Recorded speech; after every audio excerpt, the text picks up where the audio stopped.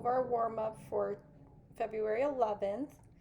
It says, what is the greatest common factor, the GCF, of 30 and 60? Well, we've been working with finding the greatest common factor by using a factor tree, so we're going to continue doing that. So I'm going to write 30 over here and 60 over here. Now we got to find up two factors that multiply together to give us 30. Well, I know that 2 times 15 gives us 30, and 2's factor as far as it will go, so I'm going to circle 2. And now we have to find the two factors that multiply together to get 15, and I know that 3 times 5 gives us 15, and those are also factors as far as they will go, so I'm going to circle those ones. Now we're going to work with 60. Two factors that multiply together to give us 60, I know, is 2 and 30. And 2's factor as far as it's going to go, so I'm going to circle that. We got to find two factors that multiply together to give us 30, and I know that 3 and 10 multiply together to give us 30. And 3 is factor as far as it will go, so I'm going to circle that one as well. Now we got to find two factors that multiply together to get 10, and I know that 2 times 5 gives us 10, and those are both factors as far as they will go, so I'm going to circle those. And now we got to write our numbers out in order for 30 and 60. So for 30 we found a 2, a 3, and a 5. And for 60 we found a 2, a 3, a 5, and a 2.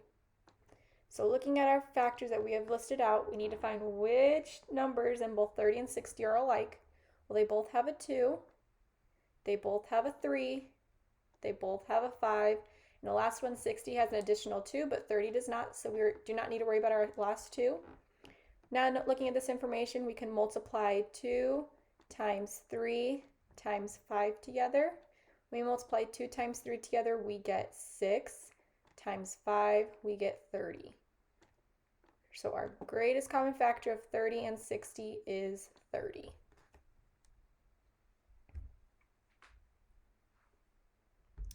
Looking at number 2, they want us to order from least to greatest: -15, +4, 0, -7, +9, and -4. We want least to greatest, so I'm going to write an L right here and a greatest right here. And so looking at our least number, remember, since we're dealing with negative numbers, that the higher the negative number is, the least is in value. So our highest negative number is going to be -15, because it's our highest negative number.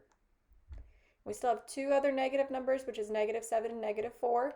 And -7 is going to be our next highest, or our next least greatest number, because it is the second highest negative number we have. Our last negative number is -4. So we're going to write -4 as our next least number. And now we have positive numbers. We have a 0, a 4, and a 9. We know 0 has no value, so it goes right here next for our greatest number. But 0 is greater than all of the negative numbers. 4 would be our next greatest number. And then lastly, 9.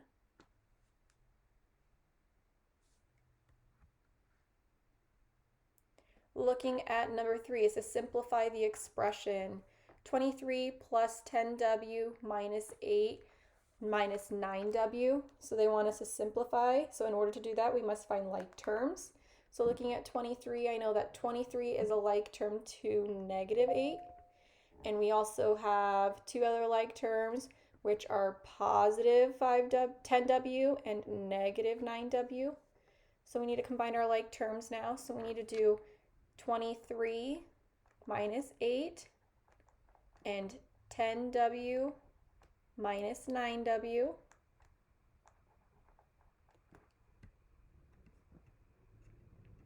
And when we subtract 23 from 8, we get 15. When we subtract 10w from -9, from -9, or from 9, we get w, because our 1 in our front is invisible, so our final answer would be 15 plus w for number 3.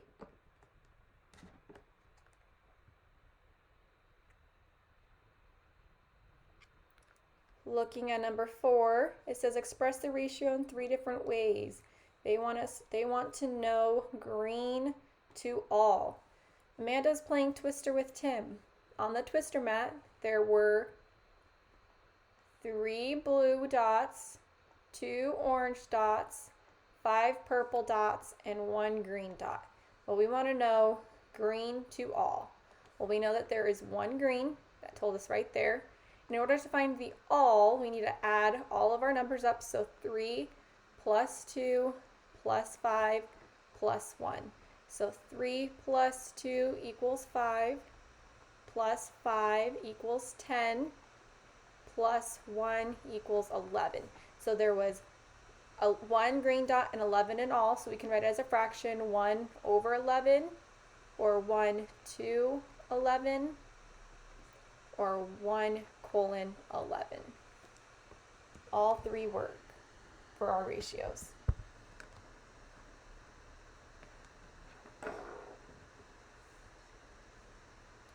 Lastly, looking at number 4, it says factor 18 plus 24m. Well, when factoring, we always have to find the greatest common factor when factoring.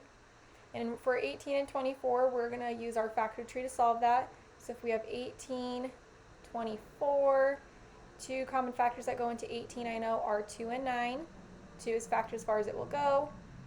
2 factors that go into 9 is 3 and 3. And that's factor as far as they will go, so I'm going to circle those. We got to do the same thing for 24. 2 factors that multiply together to equal 24 I know is 2 times 12. We're going to circle 2 because it's factor as far as it will go. 2 factors that go into 12 I know are 2 times 6, which equals 12. And 2 is factor as far as it will go. And lastly, we need to find the 2 factors that multiply together to get 6, which I know is 2 times 3. We're going to circle those because those are factors as far as they will go. Now we just need to list out the common factors we found for both 18 and 24. So for 18 we had a 2, a 3, and a 3. And for 24 we had a 2, a 2, a 2, and a 3.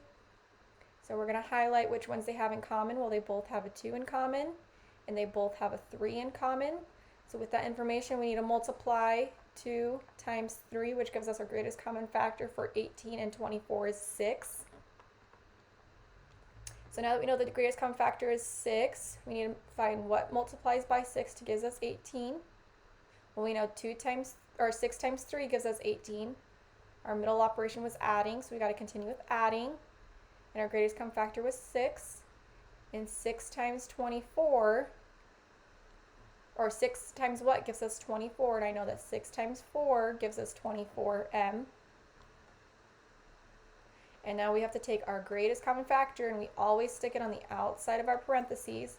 So now we get 6 parentheses. We got rid of our greatest common factor. All of our leftover components are 3 plus 4m.